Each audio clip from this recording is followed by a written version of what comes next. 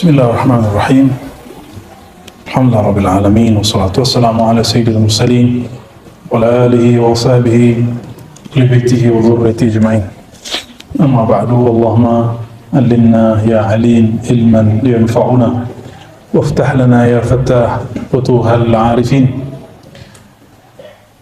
wa nawwir qulubana ya nur bi nuri ma'rifatika wa musyahadatika amin ya rabbal alamin.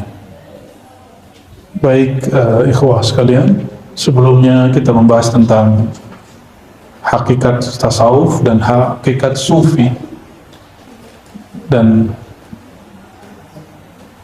sekarang kita masuk kepada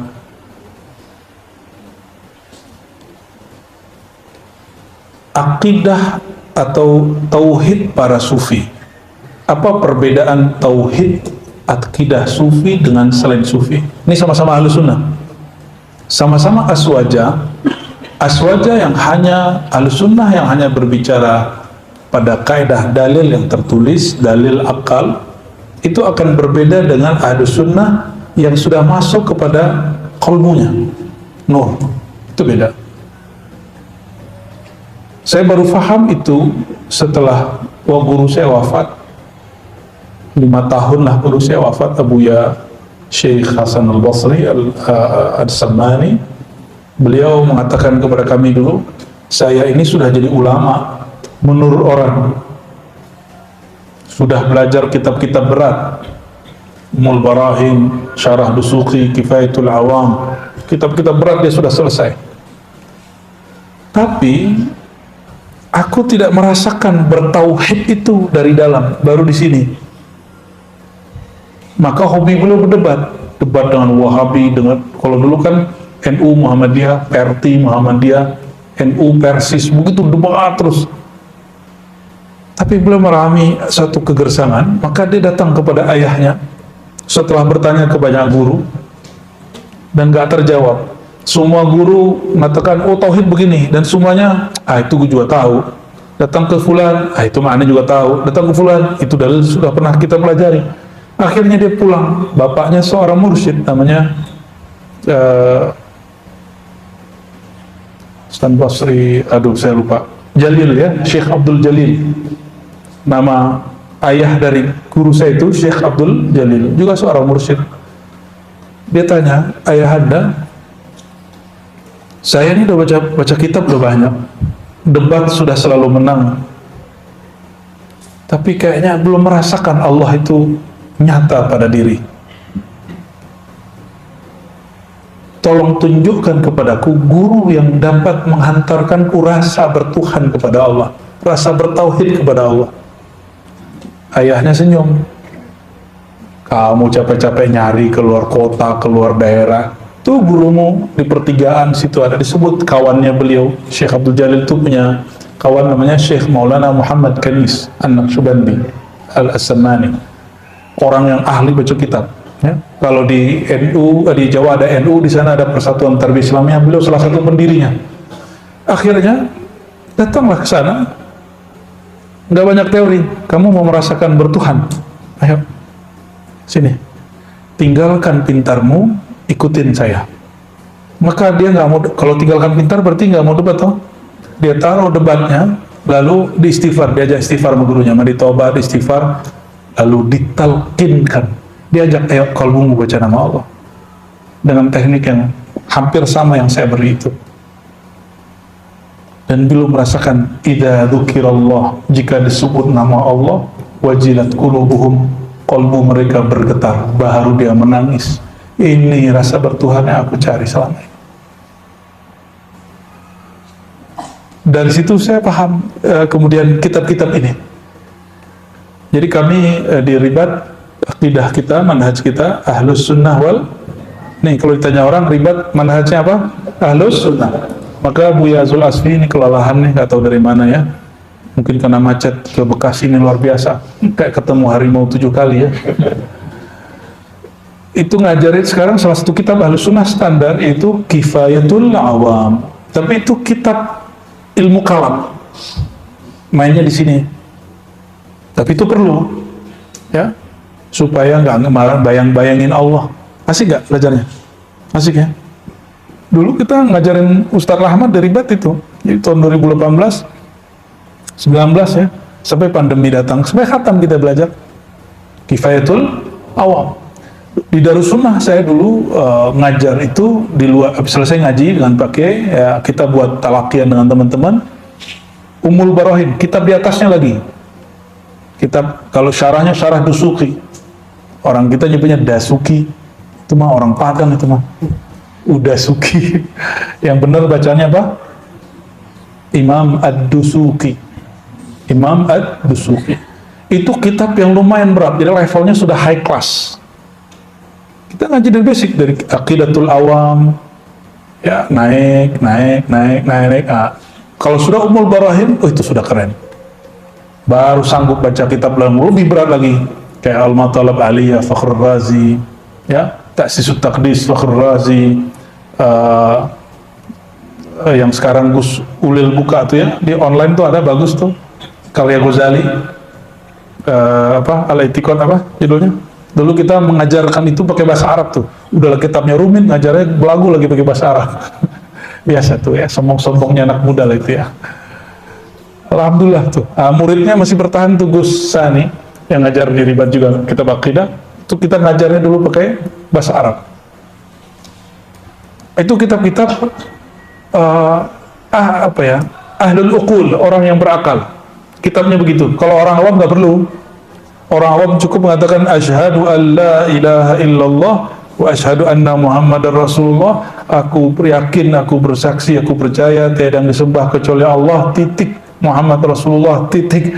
Gak usah dibayang-bayangin, ya Allah tidak serupa dengan apapun, maha hebat, maha sempurna, udah titik, udah selesai. Lebih enak jadi orang awam. Cuma bebannya kurang, tugasnya nggak banyak, maka fasilitasnya nggak banyak dari awal. Ya, pejabat itu kan hidupnya susah, tugasnya banyak, maka dikasih fasilitas banyak. Ya masa pejabat bumi dikasih fasilitas, pejabat langit enggak ya kan? Imam Fakhrul Razi itu ulama terkaya sepanjang zaman. Sampai hari ini belum ada yang ngalahin kayanya beliau. Ulama loh ya. Sampai-sampai orang menuduhnya tidak zuhud. Ya. Bagi beliau kan tasawufnya bukan tasawuf norak. Dia bukan tasawuf. Kan tasawuf itu bil qulub, bukan dengan zahir. Memang tasawuf terus harus kemudian meninggalkan dunia, enggak. Ini bab hati. Makanya ajiman kita ketika musyawarah dengan kita minta isyarat, saya kerja lagi atau enggak? Kerja lagi. Justru karena beliau bertorikot, saya minta dia bekerja lagi. Kerja lagi sekarang. Orang berpensiun muda, kerja lagi. Mana ajiman? Tuh. Ya. Mau khidmat ya. Luar biasa.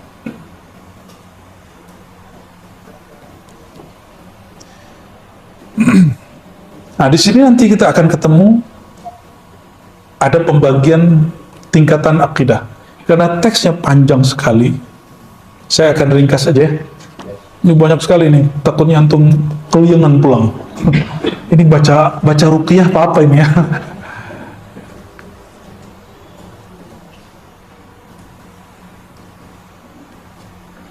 Pendek cerita, nah setelah panjang ini, qala Syekh, berkata pengarang, wa wajadtu li Yusuf ibn al-Husain fi tauhid salasata awjibah.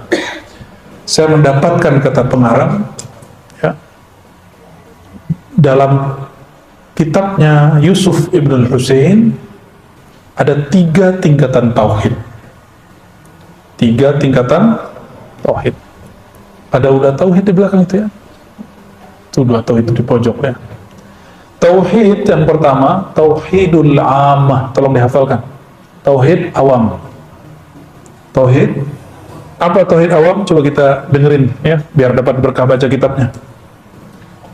Bagi saya, jadi tadi istri saya protes, kok baca kitabnya nggak semua dibaca? Kami kalau di Jawa semua kami baca. Saya bilang yang dibaca semua itu Quran, 1 hurufnya dapat pahala. Kalau selain Quran, nggak usah baca semua, ambil inti-intinya aja. Karena baca 1 huruf belum tentu berpahala. Ya, jadi yang berpahala itu cuma yang ada rahasia itu cuma Quran. Kalau Quran baru kita baca 1 huruf nggak boleh ditinggal. Tinggalnya 1 huruf sengaja zindik. Kalau lupa jahil.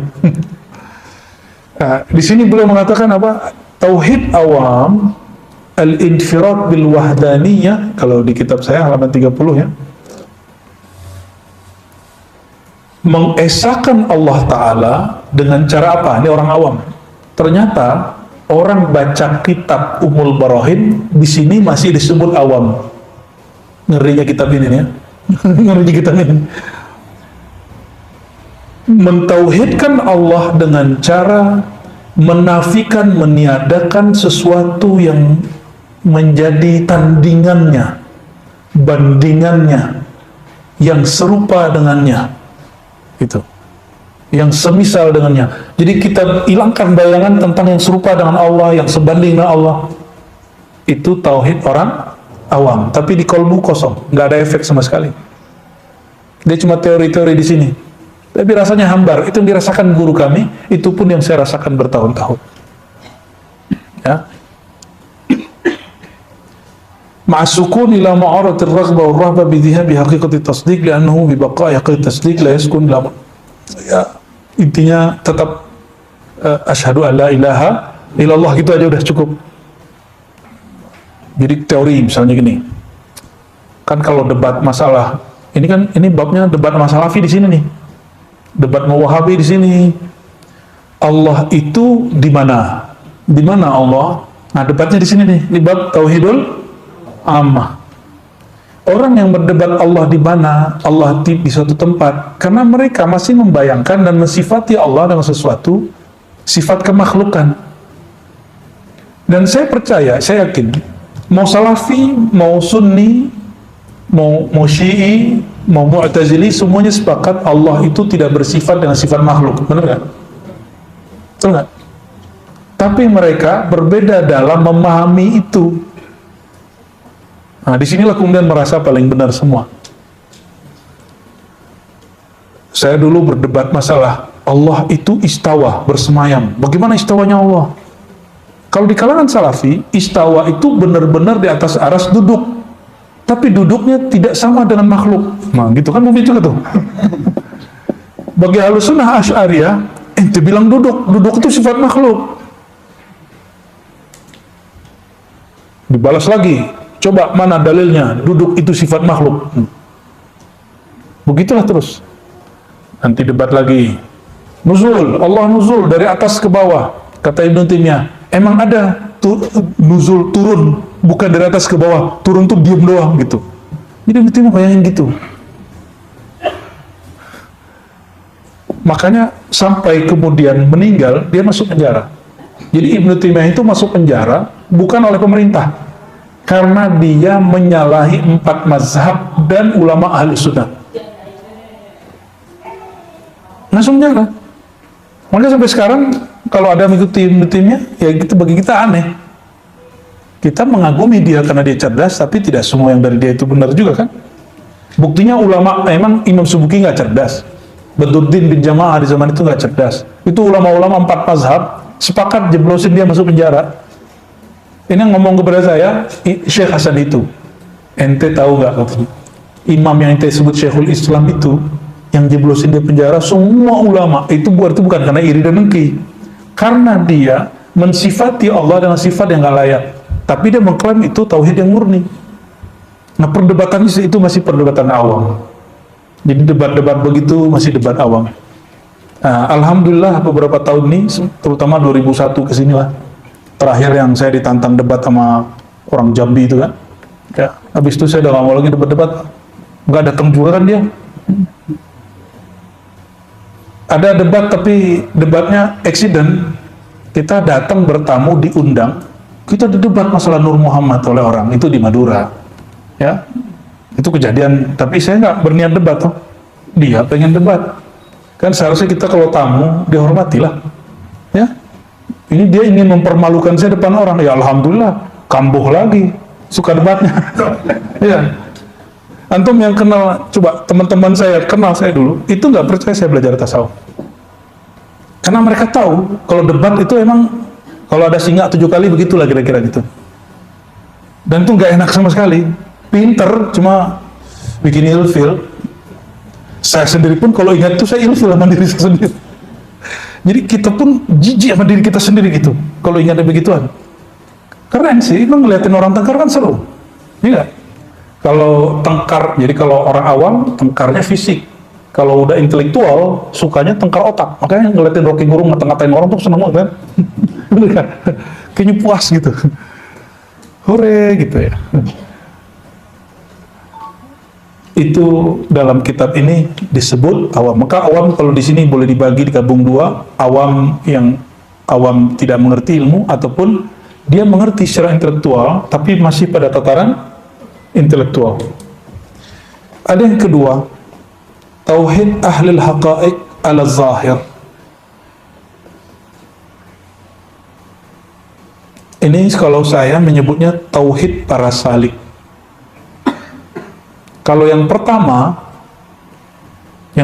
tadi masih ada raghbah war rahbah, ya. Jadi kalau tauhid awam biasanya pakai ngancem, awas lo kalau nggak sholat gitu, itu ngancem, itu tauhid orang. Kalau tauhid orang yang salik, diajarin jangan sholat mengharap surga, juga bukan jangan meninggalkan maksiat takut neraka, mulai. Tapi karena harap yang punya surga, segan kepada yang punya neraka, mulai diajarin begitu. Itu tauhid salik. Di sini disebutkan ahlul haqa'iq ala zahir, setingkat dikit di atas orang awam.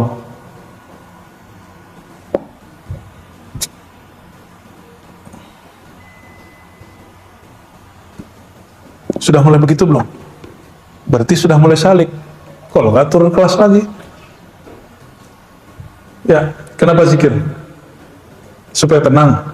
Lumayan, itu salik. Kalau orang awam, kenapa zikir? Supaya rezekinya banyak. Itu orang awam. Ya, kan kita pernah juga dipotong orang kan, lagi ngomong begitu kan? Habib lagi yang motong, tapi kami udah baikan sih habis itu.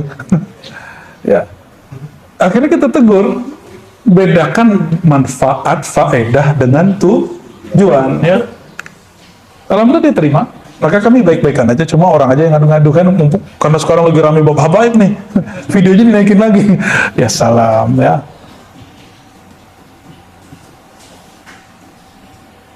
Antum zikir ingin melihat nur di kolbu, itu level 2 tuh, lumayan salik lah. Lumayan lah itu. Ingin ngerasain ada energi gitu, lumayan lah tuh. Udah mulai naik tuh tipis-tipis ya. Sudah mulai naik sedikit. Maka ada tauhid yang ketiga. Jadi tauhid yang kedua berarti menyembahnya bukan lagi karena ancaman, bukan lagi karena harapan pahala. Itu tauhid salik. Tauhid yang ketiga menurut beliau, ayyakunal abdu bisirrihi wa wajdihi wa qalbihi ka'annahu qa'imun baina yaday Allah azza wa jalla tajri alaihi tasarifu tadbiri. Coba perhatikan. Seorang hamba bertauhid ini secara khasah, yang tingkat level tertinggi menurut beliau nih, dia bertauhid dengan sirnya, dengan rahasia di dalam dirinya dan kolbunya, seakan-akan dia merasakan berada di hadapan Allah dan mengalir dalam kehendak Allah. Tajri alaihi tasarifu tadbiri. Jadi dia apapun yang terjadi, yang dirasakan ini gerakan dari Allah Subhanahu wa ta'ala, ketentuan dari Allah, dan dia menerima.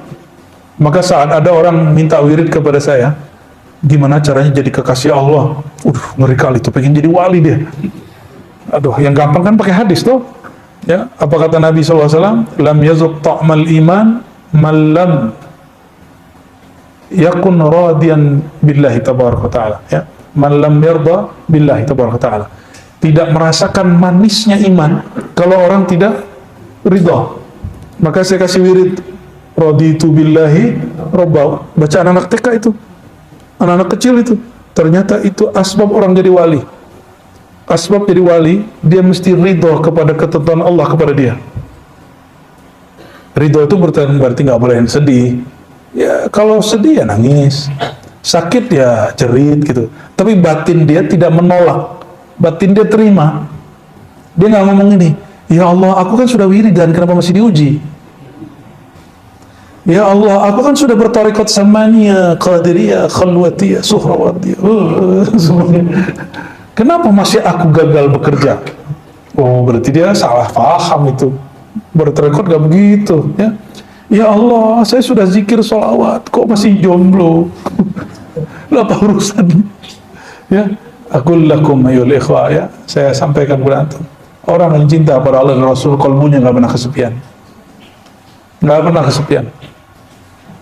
Orang yang cinta Allah, cinta Rasul, kolbunya nggak pernah kesepian. Yang sepi telinganya sama matanya. Kok nggak ada teman gitu kayak Nabi Adam kan?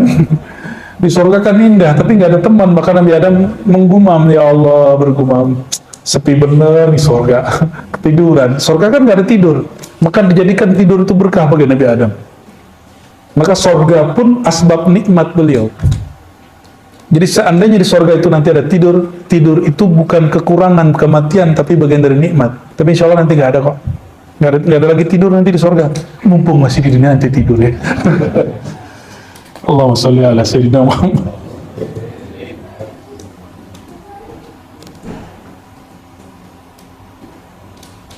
Kenapa kita mesti merasakan bahwa kita ini dalam aliran takdirnya Allah? Ini bukan fatalis, ini bab rohani.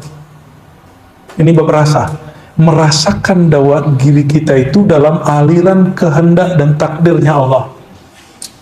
Maksudnya apa? Ini mohon maaf. Salah satu kemanjaan seorang pasangan kepada pasangannya, dia merasa ingin diperhatikan, ingin ditarik, ingin dipeluk, segala macam, ingin dikuasai, gitu. Itu sebenarnya adalah imitasi daripada cinta yang bersumber dari kemarifatan tauhid si hamba kepada Allah. Maka si hamba itu justru sedih kalau nggak diuji. Sebagaimana seorang pasangan, dia sedih nggak direpotin oleh kekasihnya. Emang kamu udah nggak sayang sama aku gitu jadinya? Sama seorang hamba ngomong, ya Allah, kok hari ini nggak ada ujian ya? Apa engkau tidak memperhatikan aku lagi? Cila. Bagi dia, ujian itu bukan lagi beban, ujian itu adalah perhatian. Maka konsep orang ini nggak ada namanya sedih. Itu yang disebut la khaufun alaihim wa lahum yahzanun. Jadi faham? Mulai faham kenapa ada ayat, 2 ayat ya di Quran, bahkan sekian ayat di Quran, lebih dari 2 ayat malah. Tapi yang lafaznya istiqamah 1. Innal ladzina qalu rabbuna Allah tsumma istaqamu fala khaufun alaihim wa lahum yahzanun. Al-Ahqaf. Orang yang mengatakan Rabb kami Allah, Tuhan kami Allah, kami ridho kepada Allah, lalu rasa itu dia istiqomahkan. La khaufun alaihim wa lahum yahzanun. Orang yang mengatakan Rabb kami Allah, kami dalam aliran takdirnya Allah, kami tidak akan keluar dari takdirnya Allah. Dan nikmat sekali. Dalam takdir Allah itu nikmat sekali. Karena kita dididik dari kecil bahwa Allah itu tukang ancam. Ya. Allah itu kayaknya tukang seksa gitu.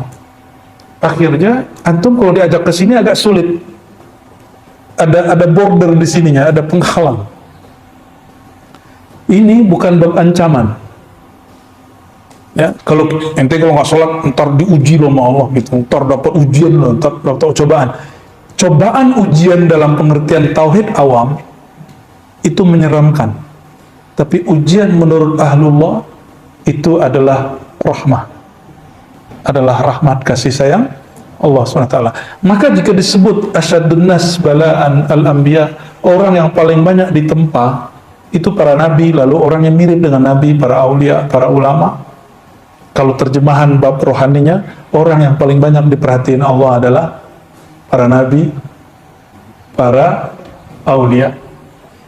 Itu terjemahan versi ketiga. Pilih yang mana? Profesor aja nggak nyambung loh ini.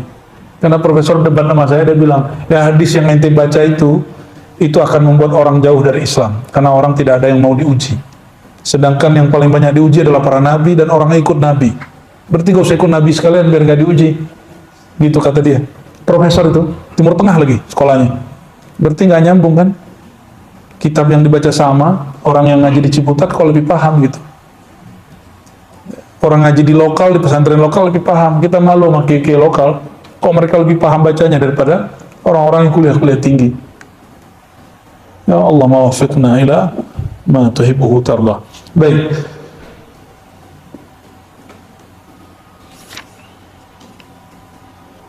Ini ada kalimat Imam Shibli yang sangat membingungkan orang yang bingung, ya. Qala rajulun li Shibli. Bertanya seseorang kepada Imam Shibli. Shibli ini siapa? Abu Bakar Ash-Shibli ini siapa? Ada yang tahu? Teman Al-Hallaj. Al-Hallaj yang mati dibunuh karena dituduh sesat. Shibli nggak dituduh sesat, tapi dituduh mabuk. Imam Shibli murid Imam Junaid, Hallaj pun murid Imam Junaid. Imam Shibli menuturkan aqidah daripada gurunya, tapi kemudian dia diberi rasa sendiri oleh Allah. Dia ditanya tentang apa itu tauhid. Apa kata dia? Waihak, payah kamu gitu. Nanyanya kok berat-berat gitu. Man ajaba anit tauhid bil ibarati fahuwa mulhid. Ini perhatikan. Siapa yang mengibaratkan tauhid dengan kata-kata, maka dia akan terjebak pada ilhad, pengingkaran bahkan ateis. Wa man asyara ilaihi, siapa yang mengisyaratkan Allah dengan isyaratnya, fahuwa sanawi, dia menjadi penyembah berhala. Allah kok bisa ditunjuk di satu arah? Kok bisa diisyaratkan dengan suatu simbol? Berarti Allah berupa. Allah ada rupanya. Maka orang yang mengisyaratkan Allah dengan sesuatu, dia sama dengan apa? Penyembah berhala. Ini menurut Imam Shibli. Ini kalam Shibli, nggak masuk, bukan kalam akidah ya. Ini kalam orang lagi sedang mabuk. Ini kalam ahli kelompok yang ketiga. Wa man sakata anhu, tapi jika kamu diam, tandanya kamu jahil. Serba salah sama dia. Kita ibaratkan tauhid, ditanya tauhid itu apa? Kita jawab, kata dia, ente mulhid, ente ingkar. Kalau kita kasih isyarat, kamu penyembah berhala. Jika diam, salah lagi sama dia, ente jahil, katanya. Serba salah mahala sini, kayak perempuan lagi dapat katanya. Tapi ini bukan lagi dapat, justru dia betul, dia lagi dapat ma'rifatnya. Wa man wahama annahu wasilun falaysa lahu hasilun. Siapa yang mengklaim dirinya telah wusul kepada Allah, telah sampai, dia tidaklah mendapatkan hasil. Wa man awmaha ilaihi fa huwa 'abidun wathanin. Siapa yang mencoba memberikan isyarat simbol-simbol tentang Allah, maka dia telah merupakan Allah dalam satu bentuk. Fa huwa 'abidun wathanin. Dia penyembah berhala. Wa man nataqa bihi fa huwa ghafilun. Siapa yang membicarakan tentangnya, dia berarti orang itu tidak merasakan kehadirannya. Wa man zanna annahu qarib. Ini maksud dia apa nih? Jadi ente kalau baca subhanallah, bagi Hallaj saat dia lagi ngomong gini, itu orang lalai. Allah kan nggak pernah lalai, nggak pernah hilang dari kita. Ya, yang mengatakan ya Allah, bantu kami ya Allah, berarti dia nggak ngerti Allah lagi bantu dia. Ini yang ngomong siapa? Ini tauhid versi orang majzub. Orang apa? Orang majzub ya begini. Maka Hallaj ini mengambil kalam dia mesti waktu dia sedang sadar. Lalu ada kalimat, wa man zanna annahu qarib fa huwa ba'id. Siapa yang mengira dia dekat kepada Allah, dia sebenarnya jauh. Karena sejak kapan Allah perlu kedekatan hamba? Wa man tawajad fa huwa faqid. Siapa yang merasa mendapatiku, dia mendapati kekosongan. Ribet kan ya orang begini? Diam salah, ngeklaim salah. Wa kullu ma mayaztumuhu. Ternyata maksud beliau sampai ke kalimat ini. Ini yang paling inti belakangnya. Wa kullu ma mayaztumuhu bi'awhamikum wa adraktumuhu bi'uqulikum fi atami ma'anikum fa huwa masrufun mardudun ilaikum muhdathun masnu'un mislukum. Semua yang kamu bedakan dalam pikiranmu, yang engkau dapat peroleh dengan akalmu, yang engkau ibaratkan dengan makna yang paling sempurna menurutmu, semua itu tertolak, dikembalikan kepadamu. Kenapa? Makna yang ada di kepala kita makhluk, bukan? Betul? Huruf-huruf yang kemudian kita rangkai jadi kata-kata, tauhid itu adalah A, B, C, D, itu kumpulan huruf-huruf yang menjadi kata dan kalimat, itu makhluk, bukan? Allah makhluk? Allah khalik. Maka dia tidak bisa dipahami dengan kata-kata. Itulah akhir dari makna ayat, lam yakun lahu kufuwan ahad. Itulah kenapa surat Al-Ikhlas ini sepertiga Quran. Dia pendek tapi setara dengan sepertiga Quran. Semakin orang menyadari bab ini, baru dia disebut ikhlas. Ikhlas dalam surat Al-Ikhlas bukan ikhlas spesial ente ngomong aneh ikhlas loh ya. Bukan begitu, itu mah ikhlas orang awam tuh. Bukan itu. Ikhlas dalam pemahaman surat Al-Ikhlas adalah al-bara'atu an kulli wahmin wa aqlin wa ma'nin wa ma'na, ya. Terlepasnya engkau dari semua persepsi pikiranmu, semua asumsi-asumsimu, dan semua kata-kata makna yang kau gambarkan tentang Allah.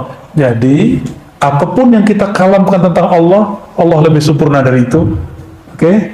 Itulah makna la ilaha illallah. Lalu kalau dimaknai lagi, maha suci engkau, maha bebas engkau dari semua yang aku bayangkan. Itulah subhanallah. Gimana? Sudah mulai nyambung? Sudah mulai nyambung? Ini aslinya kitabnya rumit, tapi saya mohon kepada Allah semoga ini bisa mudah dipahami. Sudah mulai dipahami? Jadi kalau disebut Qul huwallahu ahad, katakanlah hai Muhammad, Allah itu dia, Allah itu ahad. Kenapa dimulai dengan kata dia? Dia itu menunjukkan agar engkau tidak membayangkan fisik. Karena dia berarti gaib. Gaibkan dulu akalmu, gaibkan dulu panca indramu, baru engkau katakan Allah. Allah itu menyebut dirinya apa? Ahad. Maka jika diterjemah, hanyalah dia yang memahami keesaan dirinya. Loh, terus itu apa belajar tauhid? Belajar tauhid itu belajar meniadakan diri di hadapan wujudnya, barulah terasa wujud Allah Subhanahu wa ta'ala. Jadi gimana cara merasakan wujudnya Allah? Tiadakan diri di hadapannya. Bagaimana merasakan dia esa? Tiadakan kemajemukan diri kita, peran diri kita, baru kita ngerasain dia esa. Ya. Itulah makna la haula wala quwata illa billah. Jadi ada 3 ungkapan tauhid, la ilaha illallah, subhanallah, la haula wala quwata illa billah. Itu ungkapan tauhid. La ilaha illallah menafikan semua, meniadakan semua yang dibayangkan. Coba bayangkan tentang Tuhan. Bayangin. Sudah kebayang? Nah, itu bukan Tuhan. Coba katakan Allah satu. Kebayangkan angka 1? Nah, Allah bukan begitu. Paham? Ya. Allah Esa. Kebayang apa? E-S-A. Ah, itu bukan Allah. Sebut Allah. Kebayang apa? Alif lam lam ha. Itu bukan Allah, itu nama Allah. Itu nama Allah. Bedakan nama Allah yang diungkapkan dalam huruf dengan yang punya nama itu sendiri.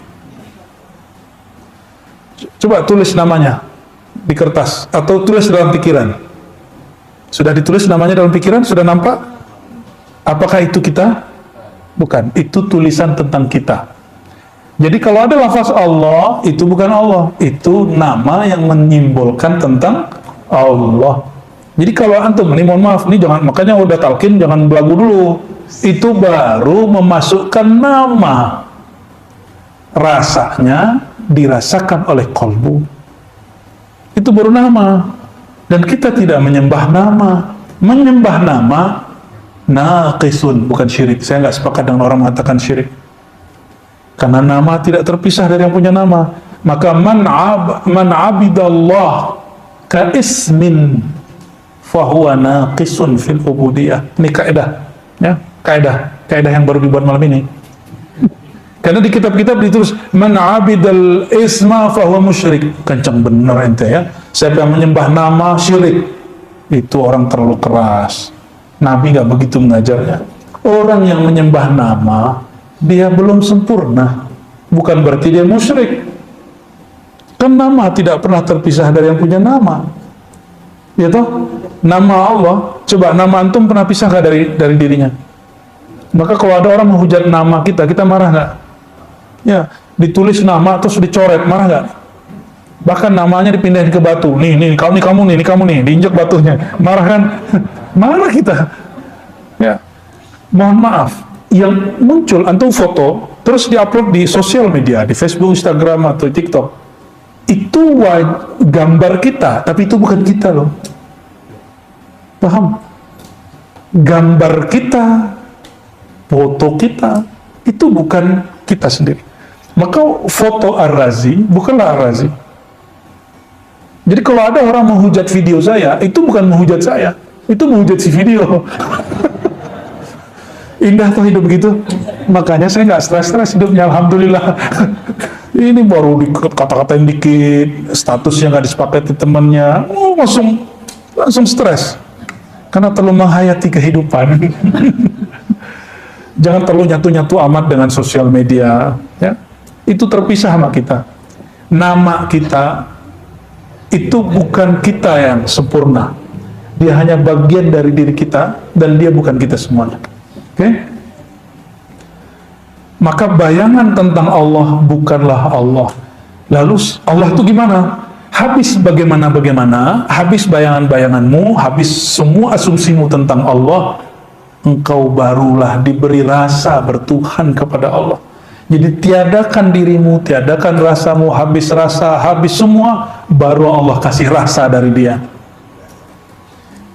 Habiskan persepsi tentang Allah, baru Allah beri persepsi tentang dia. Habiskan teori tentang Allah, baru Allah kasih teori yang benar tentang dia. Ya.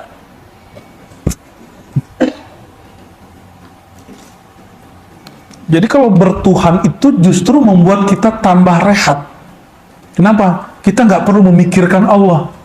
Cukup merasakan Allah. Kan, pikiran aneh berat nih. Karena ente mikirin Allah. Kajiannya berat nih, karena kajiannya dipikirin. Oleh karenanya, para sufi itu hidupnya paling santai. Kenapa? Ente bicarain Tuhan di langit, ke istawa, nuzul, ngapain? Allah bukan untuk dibayang-bayangin. Jadi bagi saya, ya sudahlah, bagi-bagi tugas lah. Kalau yang masih mau jadi singa, aswaja, monggo. Saya udah nggak mau ya. Kita lebih nyaman mengikuti jalan-jalan beliau-beliau ini. Ya, tidak usah memperdebatkan satu. Emang kita siapa perlu kemudian mengatur isi pikiran orang? Bisa nggak ngatur isi pikiran orang? Kita nggak sanggup ngatur pikiran orang, apalagi pikiran Wahabi. Maka saya meniatkan, kalau saya menjawab satu persoalan yang berbeda dengan Wahabi, bukan untuk mendebat Wahabi, tapi untuk menenangkan diri saya dan menenangkan orang yang dekat saya. Pakai dalil-dalil, ini dalil tahlilan, ini dalil zikir, tawasul, bukan untuk debat Wahabi lagi sekarang. Kalau dulu emang untuk debat Wahabi. Ya, berkat Allah Subhanahu wa taala Ar-Razzaq Al-Wahhab, ya, kita diberi anugerah, ya, rasa yang sudah nggak niat lagi yang begitu-gituan. Alhamdulillahirabbil. Jadi apa kata Hallaj? Ternyata kemabukan Hallaj itu adalah kewarasan kita. Dia mabuk tapi untuk ukuran kita itu waras. Apa kata dia tadi? Semua yang kamu bayangkan, semua yang kamu ibaratkan, semua yang kamu isyaratkan, itu semuanya tertolak. Itu semuanya hanyalah asumsimu. Asumsimu tentang Allah, pikiranmu tentang Allah, teorimu tentang Allah, itu ada di pikiranmu makhluk. Allah tidak seperti itu. Maksudnya, nggak usah pikirkan tentang, cukup ridhoi Allah. Kul raditu billah, aku ridho kepada Allah. Udah selesai. Kalau yang maksa, kalau menyembah Tuhan yang nggak ada sosoknya gimana gitu ya. Maka mereka buat sosok itu kan lucu itu. Jadi orang itu menciptakan Tuhannya sendiri. Inilah perbedaan Tuhan orang yang bertauhid dalam ajaran tasawuf Ahlussunnah dengan Tuhan yang dipahami dalam agama-agama secara akliyah atau agama-agama dalam filsafat. Maka di filsafat barat itu ada orang yang berontak ke gereja terus ngomong gini. Dan itu ternyata benar diambil dari tasawuf.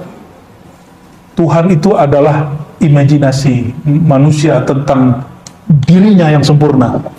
Makanya, ini kata mereka loh ya, makanya Yesus di barat itu putih, Yesus di Afrika hitam, Yesus di Cina sipit, Yesus di Jawa sawo mateng.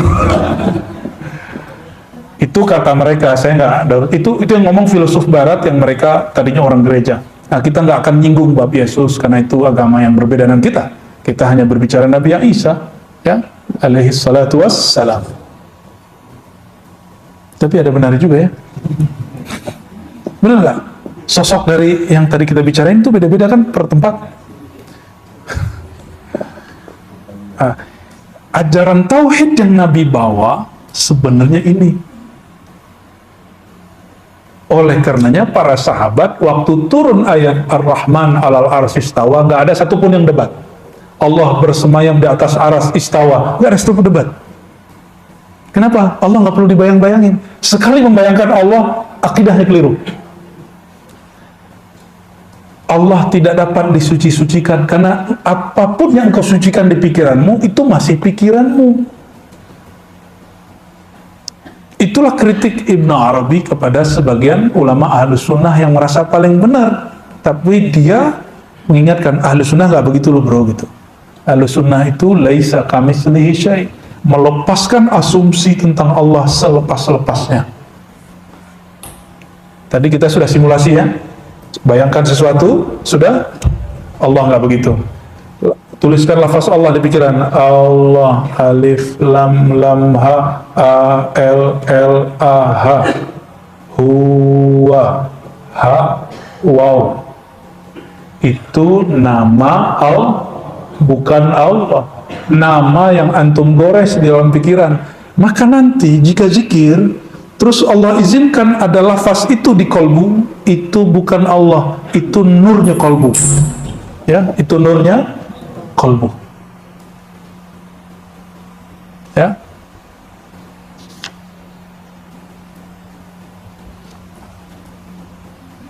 Mungkin ada yang bertanya, kalau gitu kita ngapain menghormati tulisan gitu ya? Gitu. Ini orang nggak punya seni ya. Ya udah, sini mana fotonya saya injek-injek. Mana namanya saya robek-robek. Pasti marah. Itu salah satu sifat jalaliyah yang Allah tajallikan kepada kita. Makanya kita marah jika foto yang ada di Facebook itu, di Instagram itu, di TikTok itu kemudian di-unlike sama orang, dihujat sama orang. Kenapa?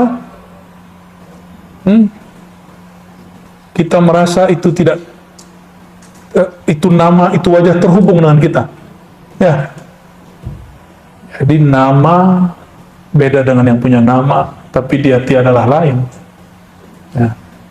Bagian yang itu bagian Buya Zulasfi itu nanti itu di kajian Kifayatul Awam. Ya. Insya. Maka kajian kita Kifayatul Awam dia mesti diturunin grade-nya ke akal. Nggak boleh pakai ini. Tujuannya nanti baru sampai di sini. Supaya apa? Supaya akalnya jalan dulu, jalan, kaidah, ujungnya qaidatun bila qaidah, maqamun bila maqam, halun bila hal. Maqam tanpa maqam, hal tanpa hal, kaidah yang sudah dilepaskan dari semua kaidah. Jadi masih mau menyembah sesuatu yang kita bayangkan? Membayangkan sesuatu butuh tenaga, butuh energi, betul nggak? Butuh kalimat dan kosakata. Untuk menyembah Allah simpel sekali, jangan bayangkan apapun, rasakan saja. Merasakan diri kita, semakin terasa diri, semakin terasa yang mengatur diri. Jadi Allah itu gak usah diteorikan di luar diri kita, cukup dirasakan dari dalam diri. Itu yang disebut man arafa nafsahu. Siapa yang merasakan dirinya, semakin dalam dia merasakan siapa dirinya, semakin dekat dia kepada Allah yang menciptakan dirinya. Itu maknanya.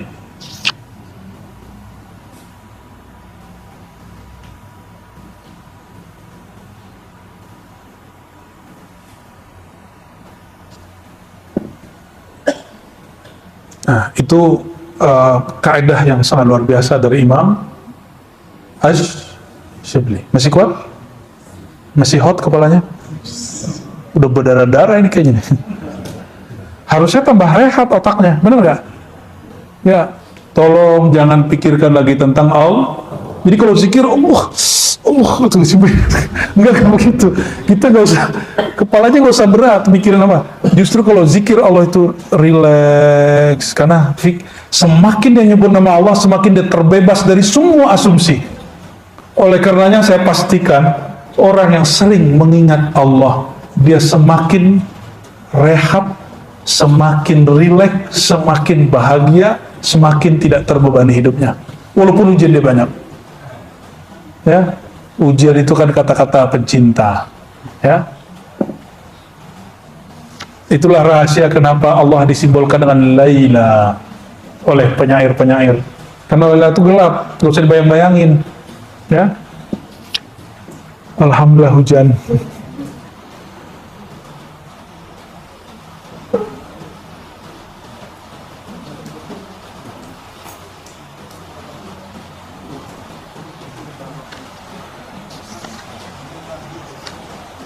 Oke, barangkali itu kajian tauhid menurut ulama tasawuf.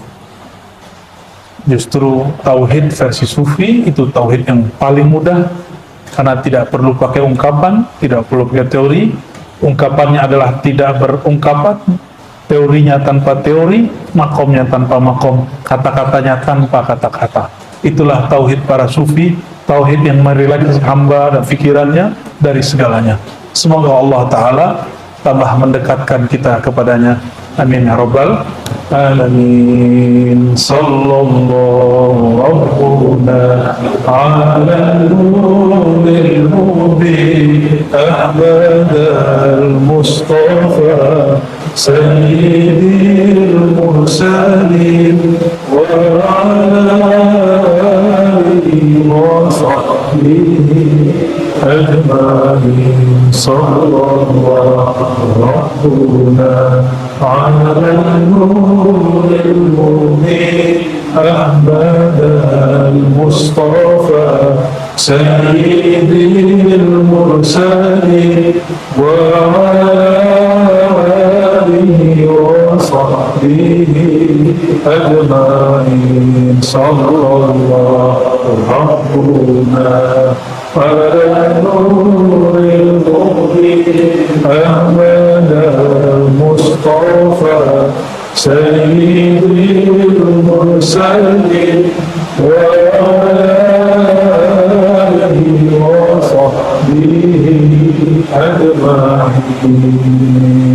أفضل ذكر لا إله إلا الله لا إله إلا الله لا إله إلا الله لا إله إلا الله لا إله إلا الله لا إله إلا الله لا إله إلا الله محمد رسول الله لا إله إلا الله محمد رسول الله لا إله إلا الله محمد رسول الله لا إله إلا الله محمد رسول الله صلى الله عليه وسلم في كل لمحة ونفس عدد ما وسعه علم الله. الفاتحة.